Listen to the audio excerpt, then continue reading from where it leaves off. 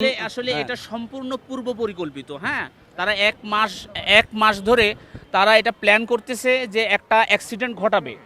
ওনার মাথায় প্রায় 1.5 থেকে 2 ইঞ্চি পরিমাণ মাথা এরকম মানে ভাগ হয়ে গেছে, 2 ভাগ হয়ে গেছে।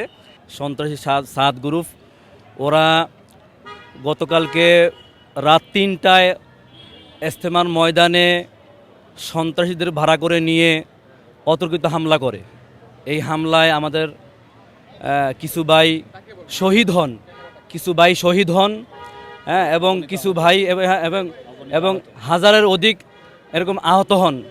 তারা ঢাকা মেডিকেল সহ কুর্মিটোলা হসপিটাল সহ বিভিন্ন হসপিটালে তারা এরকম চিকিৎসাধীন আছেন। এই কিছুক্ষণ আগে যেই ভাইটা আমরা অ্যাম্বুলেন্স থেকে নামানোর পরে ওনাকে ডাক্তার দেখিয়ে আমরা কেবিনে নিয়ে গেছি। ওনার 2টার পরে ওনার অপারেশন হবে। ওনার যেটা আমি দেখলাম সেটা হলো উনি ময়দানে ছিলেন। উনি রামপুরা আফতাবনগর মাদ্রাসা ছাত্র।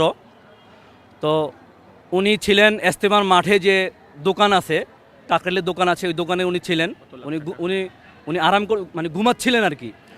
তো অতর্কিত হামলা করে ওনার মাথায় দেখলাম, ওনার মাথায় প্রায় 1.5 থেকে 2 ইঞ্চি পরিমাণ মাথা এরকম মানে ভাগ হয়ে গেছে, 2 ভাগ হয়ে গেছে। এবং ওনার বাম হাতে যে আঘাত করছে, বাম হাত এরকম ফেটে গেছে। হ্যাঁ, এবং ওই আছে ময়দানে যে দোকান আছে, ওই দোকান থেকে প্রায় 5 থেকে 6 লক্ষ টাকা তারা এরকম করছে, তারা জোর করে নিয়ে গেছেন জিম্মেদার কাছ থেকে। মানে যেটা এই আপনার বর্তমান যে সরকার আছেন, এই সরকার উপদেষ্টা যারা আছেন এবং আমাদের হক্কানি ওলামা কেরাম যারা আছেন, হেফাজত ইসলামের সহ, এবং এই সাত গ্রুপের যারা মুরব্বী আছেন, এই 3 পক্ষের একটা মিটিং হয়েছে, একটা মাশওয়ারা হয়েছে, একটা ফায়সালা হয়েছে যে আমরা প্রথম পর্বে ইজতেমা করব এবং তারা দ্বিতীয় পর্বে ইজতেমা করবে। আচ্ছা, এরপরে আমরা বলেছিলাম যে আমরা এরকম কি করব, জোর করব। তো আমরা জোর করেছি। এখন তাদেরকে সরকার বলেননি, এই ফায়সালা হয়নি যে তারা ময়দানে জোর করবে। হ্যাঁ, তারা জোর আসলে এটা সম্পূর্ণ পূর্ব পরিকল্পিত। হ্যাঁ, তারা এক মাস ধরে তারা এটা প্ল্যান করতেছে যে একটা অ্যাক্সিডেন্ট ঘটাবে। এটা সোশ্যাল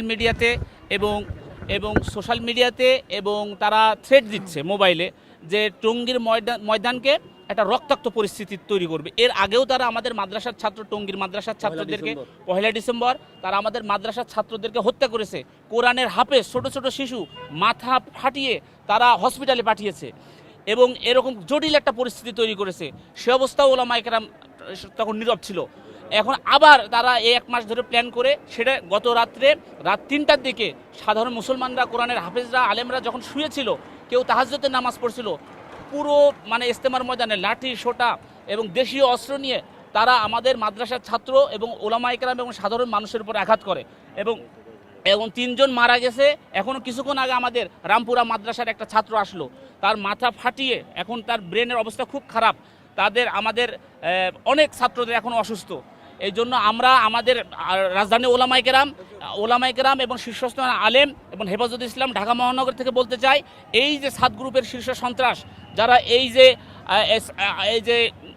কি বলে ওই 7 গ্রুপের শীর্ষ ওয়াসেফ, এই মুয়াজ বিন নূর এবং ওসামা, এদের বিরুদ্ধে 24 ঘন্টার ভিতরে হেফাজত ইসলাম ঢাকা মহানগর এবং শীর্ষস্থানীয় ওলামায়ে কেরাম মামলা দায়ের করবে। কথা বলুন ঠিক কিনা?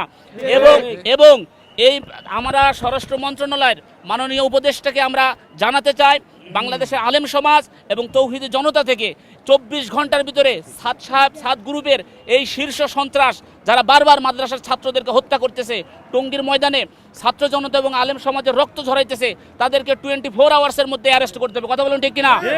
এবং আমরা চাই দেশ একটি স্থিতিশীল পরিবেশ থাকুক। এই জন্য আমাদের ওলামায়ে কেরাম এখনো পর্যন্ত শান্তশিষ্টভাবে কাজ করে যাইতেছে। সচিবালয়ে কিছুক্ষণ আগে মিটিং হয়েছে।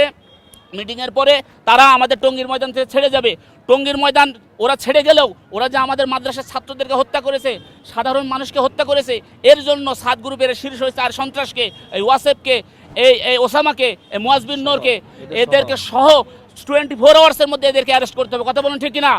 এবং অবশ্যই তাদেরকে দৃষ্টান্তমূলক শাস্তি দেবে বলে আমরা আশা করি ইনশাআল্লাহ। তারা সবাই আমাদের ওলামায়ে কেরামের সবাই, ওদের কেউ হয় না, ওরা তো পূর্ব পরিকল্পিত।